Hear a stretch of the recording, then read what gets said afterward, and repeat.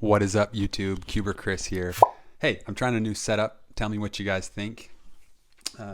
Yeah, I've never put my camera over here and filmed like this, so I'm curious if you like it. Please leave a comment down below so I can get a feel for what you like. Anyway, I came quickly to just talk to you guys about new manufacturers. So I have here the Speedcube, the Speedcube, Speedcube, I should say specifically, and this is really sort of a new trend we're seeing where there's more entrants to the market that are trying to compete with the new big guys, or new guys trying to compete with the big guys, I should say, right? So we have Speedcube, kind of unknown. We don't know anything about the designer story. Kind of cool and exciting. We just had a recent release-ish, well, there's two of them now, from Cube, who is a designer that left GAN to start his or her own thing. We have More Try that's coming out pretty soon. That's coming from a YJ designer. So this is going to become more and more common, I think. I think it's good to just pause and talk for a second about how we should respond to these as a speedcubing community, or at least my 2 cents on how we ought to. So the first thing I would say is, when we can, let's try to give constructive feedback to these companies. From a macroeconomic standpoint, the more competitors we have, so the more manufacturers making Speedcubes, the better for us. Competition leads to more innovation and lower prices, right? So we want that as Speedcubers. So it behooves us to be somewhat kind. We don't need to be overly kind or overly positive, but to intend to be constructive with these companies, right? So take the Speedcube, for example. I hate the box. It's awful. I could speak about it for a long time.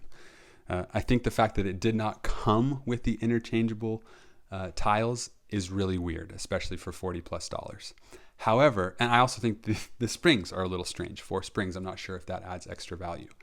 However, rather than leading with all those things and sort of beating up Speedcube, I think it's important for us to talk about the things that we do like and to help give them ideas for how they could improve the things we don't like. So for example, the turning feel of the Speedcube is amazing. It's actually like an A-tier puzzle for me. It's really, really enjoyable to turn. It's completely unique and it has fantastic performance. So just full stop and pause there. In a lot of years, 2013 till now, that would have been more than enough for a fantastic Speedcube. So they happen to be launching when there's already a lot of competition. And so we can kind of nitpick, but I just want to stop and say, this is a really good product. The branding is really clean. The packaging is really nice. The idea of innovating the feel of the cube through those tiles is really nice. Are there some improvements that could be made to the execution and the time it takes? Yes. And I think Speedcube will be open to that type of feedback. I think Cube would be as well. And hopefully More Try will be when they release their products. All that being said, I just hope that we can unite as a community, to give good feedback, constructive feedback to these groups, to these manufacturers, so that we can continue to incentivize them to want to build great products for us, to innovate, ultimately drive prices down and help us achieve better times, better hand feel, longer lasting products, and more joy in speedcubing. After all, that's what it's all about, right? Anyway, this was just a quick video with my thoughts. Thank you for watching. If you're new here and you liked this, please hit that subscribe button. Helps my channel to grow, helps me to continue to make content like this for you.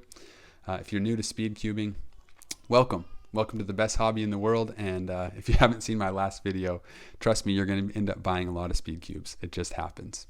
There's never enough. Anyway, that's all I've got. Thank you guys for watching. We'll see you next time.